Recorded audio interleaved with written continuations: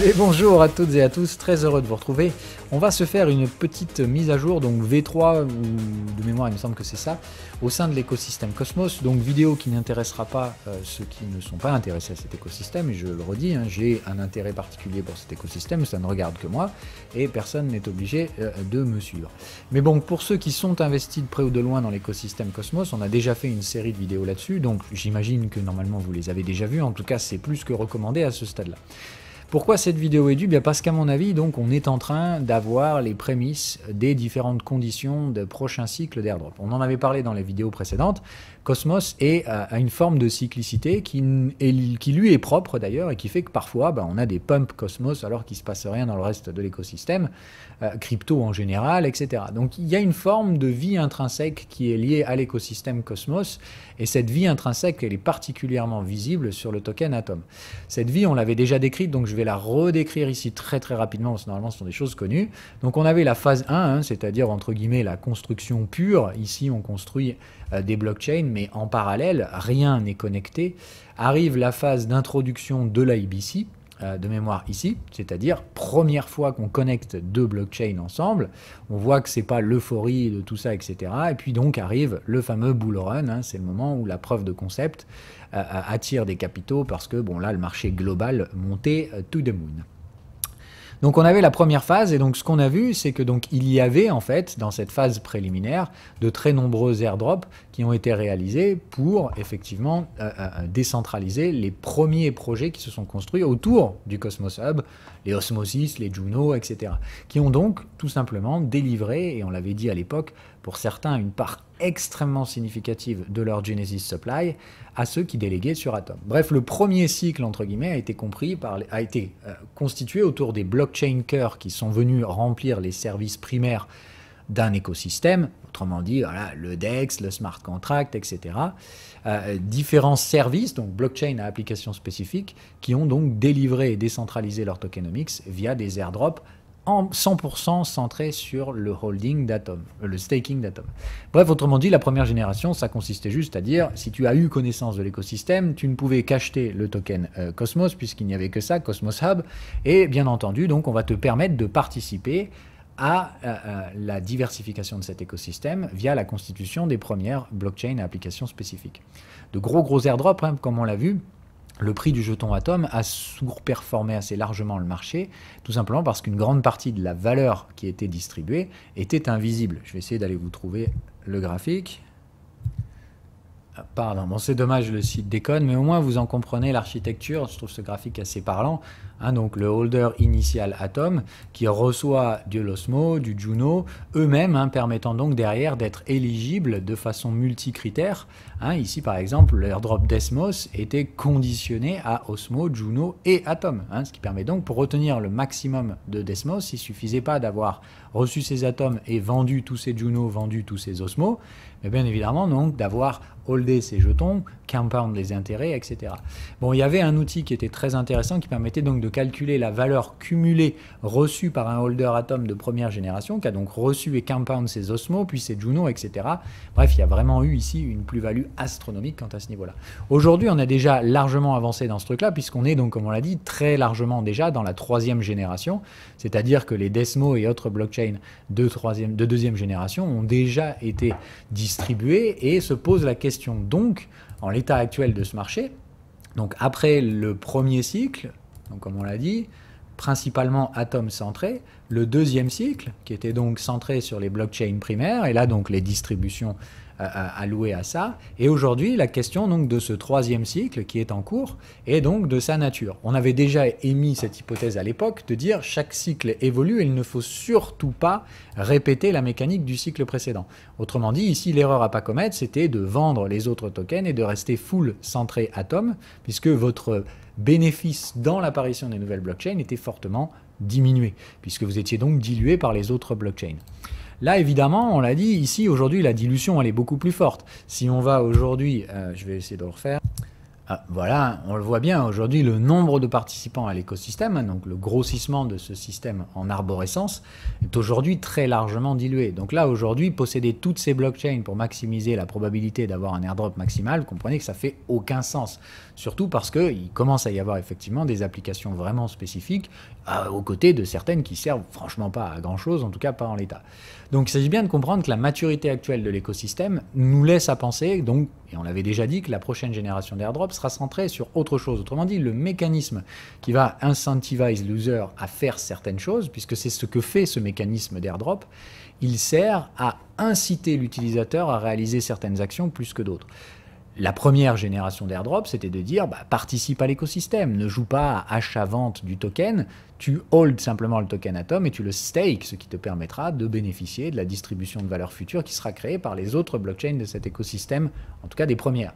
La deuxième génération d'airdrop, c'était de dire si tu as joué à pump and dump et donc encore une fois tu t'amuses à arbitrer le prix des tokens, achat-vente, etc., donc tu ne stakes pas, puisque je rappelle, le staking est souvent associé à 14 voire 21 jours d'unbonding. Ça ne favorise pas le fait de jouer pump and dump. Hein. Donc c'est plutôt hold, tranquille, garde la valeur et surtout donc ne revends pas la valeur qui t'a été gratuitement distribuée, Osmo, Juno, etc.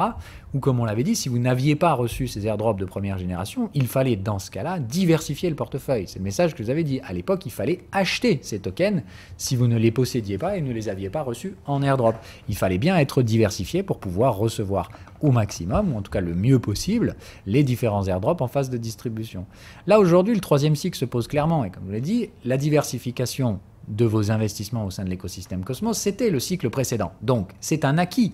Comme on l'a dit, ces cycles se construisent par de nouvelles incitations via ces airdrops à réaliser des actions. Ça veut dire aussi que ces actions restent cumulables à ce qu'on a vu avant. L'écosystème Cosmos ne veut pas que vous fassiez mumuse, achat-revente avec les tokens et arbitrage de volatilité. On veut que vous fassiez des actions concrètes, staker, c'est-à-dire sécuriser les blockchains avec le collatéral, ou liquidity providing, c'est-à-dire apporter de la liquidité, etc. On ne veut pas que vous fassiez mumuse avec les prix. Chez Cosmos, on joue sur la valeur depuis le début, et c'est d'ailleurs pour ça que j'adore cet écosystème. Maintenant, donc ça, c'était les airdrops première génération. Stake ou liquid provide, fais quelque chose, mais ne sois pas juste là pour faire mumuse avec le prix des tokens. Ne joue pas à pump and dump, on veut pas de ça ici. En tout cas, si tu joues à pump and dump, tu seras écarté de ce mécanisme de reward dans l'écosystème. Le deuxième cycle, c'était si tu la joues Atom only en pensant que c'est easy de juste recevoir des airdrops et de gagner de l'argent parce que si Cosmos Ecosystem monte, Atom explose to the moon. Ça, vous l'avez bien compris, c'est le message du truc. Vous devez participer à l'écosystème et vous devez comprendre comment il s'orchestre, qui sert à quoi, quelle est la vision de cet écosystème de blockchain à application spécifique. On n'est pas juste là à acheter un token parce que c'est le number one market cap de l'écosystème et ça va être easy finger in the nose, méthode Avax ou Polkadot. On n'est pas du tout dans cette vision-là sur l'écosystème. Donc ceux qui l'ont compris ont été largement rémunérés dans la deuxième génération des airdrops. La troisième se pose donc en question. Qu'est-ce qui nous attend? Et ben c'est pour ça que je vous fais cette vidéo aujourd'hui, parce que clairement, l'écosystème Cosmos a eu toujours cette fâcheuse tendance, dès le début, à en fait vous communiquer de manière plus ou moins directe ce qu'ils veulent que vous fassiez pour bénéficier au maximum, ou en tout cas maximiser vos chances de pouvoir recevoir ces rewards. Comme on l'a dit, ces rewards sont souvent basés sur le mécanisme d'airdrop.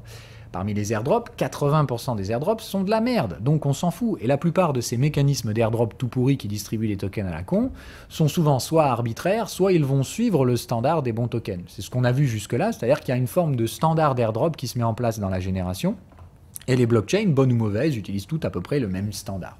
Ce qu'on a vu là, donc, c'était une distribution multi-asset. La plupart des airdrops, bons comme mauvais, se sont tous alliés à distribuer de façon différente. D'accord? Via différents écosystèmes. Bon, là, on commence à avoir, parmi les gros airdrops à venir du prochain cycle, particulièrement donc Quicksilver, Nomic, des trucs comme ça, il y a déjà une ligne directrice qui est assez facile à voir pour ceux qui savent lire ces trucs-là. C'est très clair pour ma part. Et c'est pour ça que je vous fais cette vidéo aujourd'hui, parce que je pense qu'elle va être intéressante pour vous. On va prendre pour exemple le dernier post Medium de Quicksilver, qui explique donc comment ils vont lancer leur chain, à quoi ça sert. Donc comme d'hab, renseignez-vous sur les projets, hein, qu'est-ce que c'est le liquid staking façon Quicksilver, c'est vraiment très très intéressant encore une fois. Il y a vraiment beaucoup de choses qui vont être rendues possibles par les technologies Cosmos, qui ne sont pas encore disponibles ailleurs, hein, bien entendu, et ça permet à ces blockchains d'être clairement innovantes dans leur domaine. Donc d'un point de vue liquid staking, Quicksilver va vraiment apporter quelque chose qui n'est disponible nulle part ailleurs. Hein. Et ça va être très très intéressant d'ailleurs d'un point de vue interaction dans l'écosystème Cosmos. Je vous attire ici particulièrement donc à regarder ce papier pour essayer de comprendre encore une fois pourquoi Quicksilver ce sera un des airdrops à garder et à acheter donc si malheureusement vous n'êtes pas éligible, mais ça fera partie des gros tokens de l'écosystème parce qu'il a vraiment une utilité spécifique. Hein. Je rappelle, les blockchains à application spécifique, il ne s'agit pas juste de lancer une blockchain parce qu'on veut lancer une blockchain, il faut qu'elle serve à quelque chose, sinon le token n'a aucune valeur. Là clairement il y aura de la valeur sur ce token. Regardez ce truc-là, ou le white paper si vous voulez. Sinon, voilà, pourquoi je vous attire ici donc par rapport à ce mécanisme d'airdrop, puisque donc comme la plupart des blockchains cœur Cosmos, celle-ci aura donc un airdrop, et cet airdrop sera dirigé donc principalement sur les premières blockchains qui seront disponibles en liquid staking, Cosmos, Juno, Osmo, d'accord? Mais là, hop, on a tout de suite une petite nouveauté quand on lit, ok, donc les autres blockchains qui seront inclus dans le protocole Quicksilver au fur et à mesure du temps seront toutes éligible, d'accord? C'est-à-dire à chaque fois qu'un protocole sera disponible en liquid staking dans Quicksilver, il aura un airdrop initial pour permettre aux utilisateurs d'être incentivized à venir utiliser ce service de liquid staking. Bon, si vous ne savez pas ce que c'est que le liquid staking, je ne rentre même pas dans l'idée, hein, ce n'est pas le but de cette vidéo. Mais bref, ici, ce qu'il s'agit de comprendre, c'est que donc tout le monde sera éligible à l'airdrop, toute personne qui sera éligible à ce système de liquid staking Quicksilver recevra un airdrop. Évidemment, petit à petit, on va commencer en incluant les plus grosses chains d'abord, celles qui ont le plus d'activité ou d'antériorité dans l'écosystème Cosmos. Et petit à petit, qu'on avance dans le temps, on va évidemment aller chercher des projets de plus en plus petits. Évidemment, ceux qui ont les airdrops en premier lieu sont ceux qui vont pouvoir bénéficier de l'inflation, puisque je doute clairement que Quicksilver, comme la plupart des autres blockchains Cosmos, aura une forte inflation initiale. Donc on a vraiment une faveur ici qui est mise en place vers les gros projets. C'est toujours le même message qu'avant. Si vous avez les gros projets, vous serez très largement surreprésenté par rapport aux plus petits projets. Il faut avoir une diversification dans l'écosystème Cosmos, et elle doit être prorata de l'utilité des blockchains. Bon, le deuxième mécanisme, donc nouveau, c'est celui-ci. Donc, en fait, ici, il s'agit de comprendre, with decentralization in mind, avec la décentralisation à l'esprit, le protocole va repondérer la façon dont les utilisateurs, pondérer la façon dont les utilisateurs stake. Pas simplement combien on stake, mais donc la façon. D'accord? C'est la première fois qu'on introduit ça, et on le verra, Quicksilver n'est pas le seul blockchain d'intérêt dans la prochaine génération à mentionner ce mécanisme. Dans la formule d'airdrop sera prise en compte la façon dont les utilisateurs stake. Il s'agira plus simplement de delegate à Atom, Osmo, etc. On va regarder la façon avec laquelle vous déléguez. Très principalement, cette communication a surtout été axée sur le fait qu'il va falloir spread as far and wide across the wider Cosmos ecosystem. Le principe ici, ça va être donc de diversifier vos délégations. C'est-à-dire que là, clairement, le mécanisme vous dit, les prochains airdrops, en tout cas sur les blockchains de qualité, et on l'a vu, les autres vont probablement copier ce mécanisme également, s'agira plus simplement de faire un snapshot en disant tu as délégué tant d'atomes, tu recevras tant de QCK.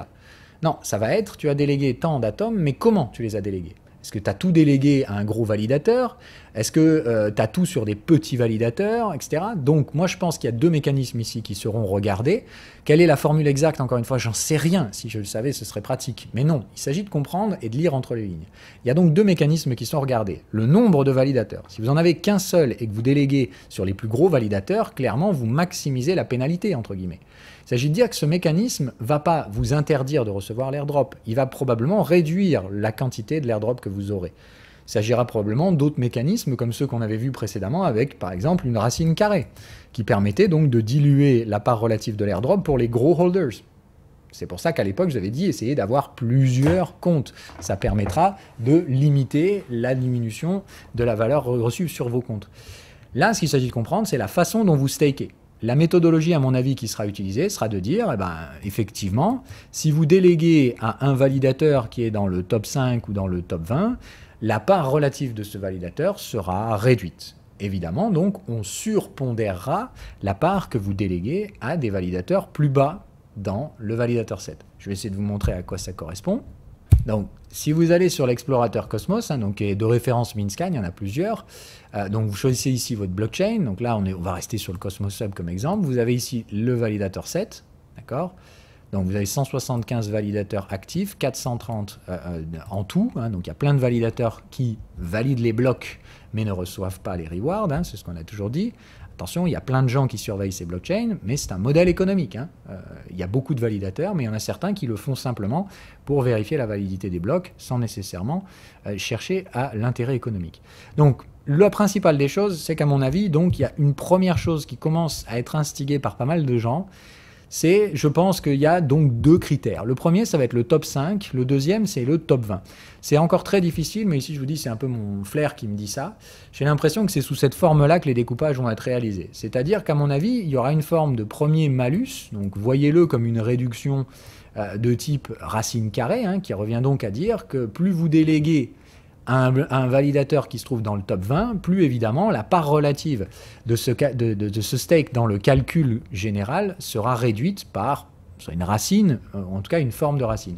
Il est fort à penser qu'on ait donc une racine ici beaucoup plus importante, donc pas nécessairement une racine carrée, peut-être une racine cubique, qui reviendra à réduire la part relative du stake que vous avez dans les validateurs du top 5. Hein, c'est plutôt, à mon avis, donc sous cette forme-là que ça risque de se présenter. C'est-à-dire, plus vous déléguez dans la partie haute de ce validateur 7, plus la part relative de votre stake est réduite. Permettant donc de comprendre que le mécanisme ici est de dire les premiers validateurs sont aussi ceux qui, pour la plupart, travaillent de manière la plus professionnelle. Donc, il y a deux forces à comprendre. Il ne s'agit pas de dire, bon ben cool, du coup si je veux maximiser l'airdrop, je vais déléguer aux machins qui sont au fond du panier, même si je ne connais pas, etc., je ne sais pas comment choisir un validateur, c'est pas grave, je délègue n'importe comment, etc. C'est vraiment pas le but. Le but, c'est pas ça. Déjà, c'est de comprendre que la première des choses, c'est que l'antériorité d'un validateur, c'est ce qui prouve de sa capacité à savoir comment l'écosystème fonctionne. Ça veut dire que dès qu'il va y avoir une mise à jour, il ne va pas juste se planter et du coup être hors du validateur 7 très vite. C'est hors de question. Il s'agit de comprendre donc qu'il y a deux forces dans cette balance. La qualité du validateur et sa position dans le validateur 7. Sa position, c'est la chose qu'on va inciter à diversifier. Le message, c'est on ne veut pas que vous ayez qu'un seul validateur, on veut que vous en ayez plusieurs et on veut que vous participiez à la diversification du consensus, à la décentralisation. Le message très clair à mon avis, en tout cas moi c'est la façon avec laquelle j'ai redélégué mes propres tokens, que je vous partage et vous êtes libre de faire vos propres choix à ce niveau-là, c'est de dire déjà utilisez des validateurs dont vous avez connaissance de l'historique. C'est-à-dire moi ça fait quand même un peu plus d'1 an et demi que je suis l'écosystème Cosmos, donc maintenant il y a des trucs que je connais. Par exemple Sentinel, on sait qui c'est, il n'y a pas trop de soucis, c'est probablement professionnel. PingPub, je connais. D'accord? Donc c'est toujours de dire, à défaut de faire des recherches, essayez au moins d'être sur certains qui ont de l'antériorité. D'accord? Donc loin de moi l'idée de dire, allez sur celui-là, pas celui-là. Mais le premier facteur pour moi, c'est l'antériorité. Ceux qui participent activement à cet écosystème depuis assez longtemps. La deuxième chose, c'est de prendre en compte, à mon avis, ici, le fees. C'est-à-dire que, franchement, pour ma part, la moyenne des fees sur le Cosmos Hub, c'est 5%. Donc déjà, les validateurs qui prennent 10, c'est non. Hein. Pour ma part, je ne délègue pas des validateurs à 10%. Les validateurs à 0% seront très probablement pénalisés également. Ça fait partie des messages qui ont été envoyés par pas mal de teams Cosmos. Les validateurs à 0% sont souvent exclus des airdrops.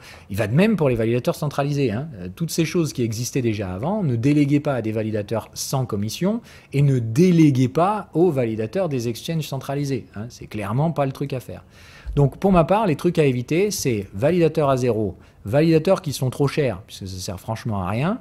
D'accord? Donc je dirais toute chose qui n'est pas à 0 et qui n'est pas largement au-dessus de la moyenne, ça paraît pas mal. Derrière, après, le choix se fait en soit vous prenez le temps de vous renseigner sur les différents projets, soit vous le faites à la mémoire. D'accord? Le principe étant bien évidemment que le uptime doit être proche de 100%. Hein. C'est vraiment obligatoire là-dedans. L'autre chose que vous pouvez regarder, c'est effectivement les différents métriques que vous avez ici, et notamment la participation. D'accord?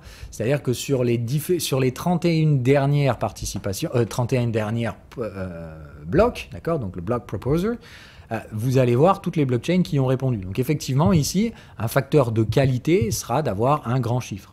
D'accord? Donc clairement, ça veut dire, si je dois choisir entre Citadel et Polychain, mon choix ira très clairement sur Citadel, par le fait qu'ils sont plutôt dans la moyenne, alors que lui, pas du tout, etc., etc. Ok? Donc j'espère que vous comprenez un peu sous cette méthodologie-là comment ça fonctionne, comment choisir donc son validateur set, et donc comprendre qu'à mon avis, le deuxième facteur, c'est combien de validateurs. Ça risque probablement d'être pris en compte dans le truc. Donc, si vous vous dites simplement, bon, je fous tout sur un gros validateur à 60% et 40% sur un autre qui est hors du top 20, ça ira bien. Je pense que certains mécanismes d'airdrop prendront en compte le nombre de validateurs auxquels vous déléguez. Je pense qu'ici, une bonne moyenne, pour pas non plus sombrer dans la complexité, se situera à mon avis entre 4 et 5.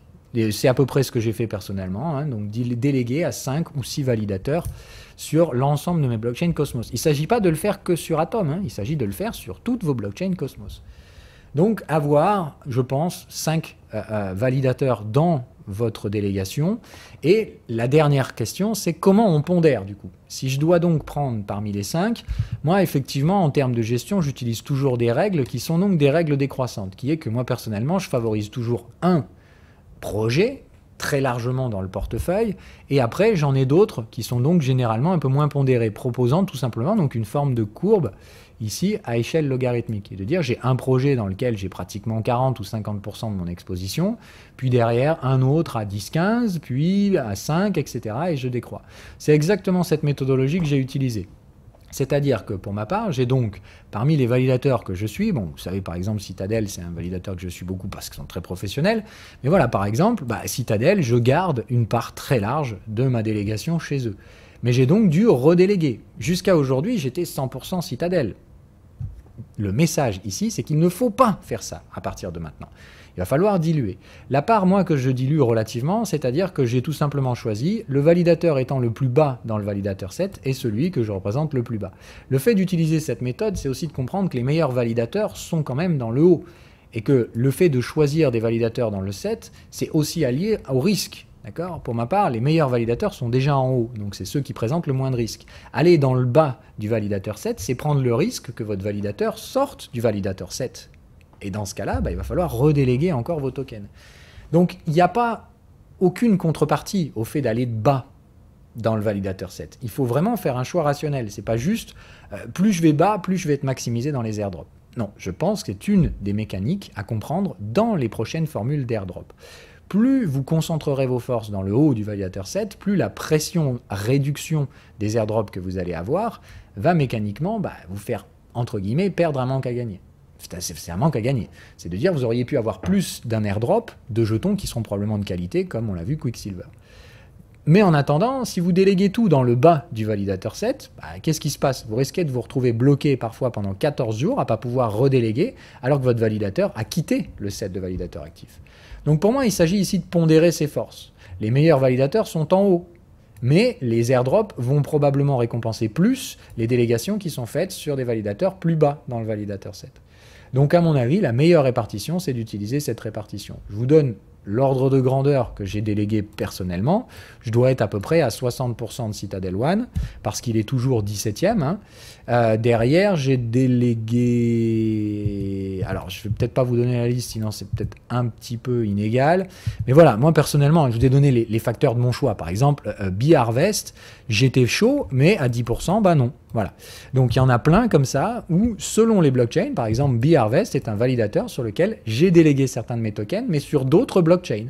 C'est un validateur professionnel, historique. Bee-Harvest est une team, core team de Cosmos, donc c'est clairement pas des bolos. Mais c'est de dire, pour moi, chez Cosmos, ils prennent 10%, donc c'est non. Mais par contre, sur d'autres blockchains, j'ai plus de mémoire, peut-être que c'est Osmosis, où là, ils sont dans la moyenne des fils du validateur set, et dans ce cas-là, Bee-Harvest faisait partie de mes délégations. Staking Facilities, ça fait partie des blockchains que je vois depuis assez longtemps dans l'écosystème. Donc ça, pareil, c'est des trucs qui existent depuis longtemps. Iris aussi, pas de souci. Shapeshift, ça fait longtemps que c'est là. Imperator, ça fait longtemps. Bon, Stakecito pour ceux qui connaissent. Qu'est-ce qu'il y a d'autre que je connais? Alors tout ça, on évite. Validateur centralisé, d'accord? Donc tout ça, ça ne fera pas partie des airdrops. Atomic Wallet, ça fait un moment que c'est là. Enfin voilà, j'essaie juste de vous donner des trucs, des idées un peu entre guillemets de ce qu'il y a là. Qui a d'autres que je connais? Stake With Us, ça fait un moment qu'ils sont là. Z-Stake, je suis pas sûr, mais ça fait un moment que j'ai déjà vu ça, il me semble. PingPub, clairement, ça fait très longtemps qu'ils bossent dans l'écosystème. Sentinel, oui. Tous ces trucs-là, après, je connais pas trop. Bon, Ledger, qui s'est lancé un node. J'ai délégué à Vitval, moi personnellement, donc pour ceux que je délègue dans le vrai bas du validateur 7, hein, comme je vous dis, les mécanismes de choix pour ma part sont des fees faibles et une participation au consensus large. Voilà, donc les mécanismes pour choisir un validateur 7. Je vous laisse évidemment le libre choix de faire ce truc-là. Comprenez les différentes forces qui sont en place, mais c'est important que vous compreniez ça. Il y a un autre airdrop très important, et c'est pour ça que je vous en parle aujourd'hui. C'est-à-dire que s'il n'y en avait qu'un seul, ça ne me marquerait pas plus que ça.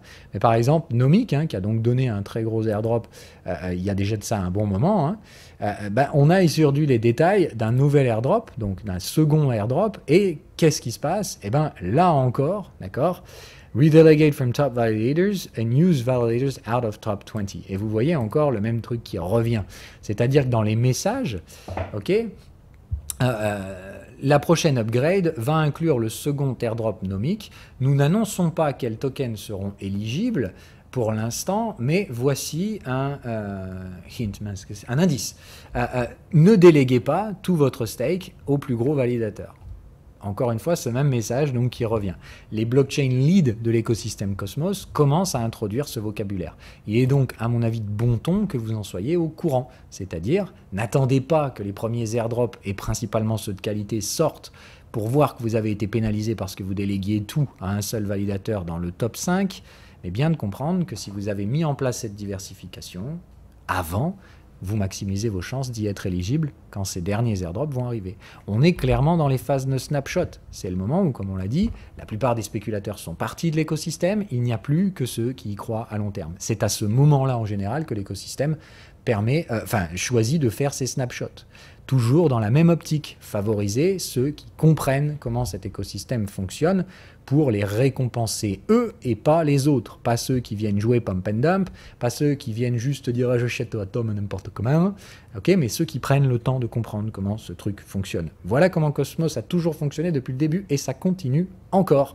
On prépare aujourd'hui la 3e génération d'airdrop. Parmi les gros noms à l'affiche, clairement pour ma part, Nomic, un très très gros nom qui fera parler de lui dans ce cycle. On l'avait dit, un Nomic est un bridge uni asset entre Bitcoin et l'écosystème Cosmos. Donc c'est un bridge IBC et Bitcoin. Donc clairement ça ce sera un gros morceau de l'écosystème. Quicksilver, un énorme morceau. Rebus qui sera assez intéressant puisqu'il permettra à des gens de fabriquer des pseudo-fonds d'investissement participatifs, donc très très intéressant Rebus à mon avis, à garder dans ces trucs-là. Bon, le reste comme d'hab, un bon gros paquet de merde. Celui-là assez intéressant, qui arrivera évidemment. Les snapshots ont déjà été réalisés pour celui-là, donc c'est un peu trop tard. Etc., etc. Il y a plein d'autres trucs. Oyo ici, je ne sais pas exactement encore, il faut que je fouille, mais ça m'a eu l'air pas trop mal au premier regard.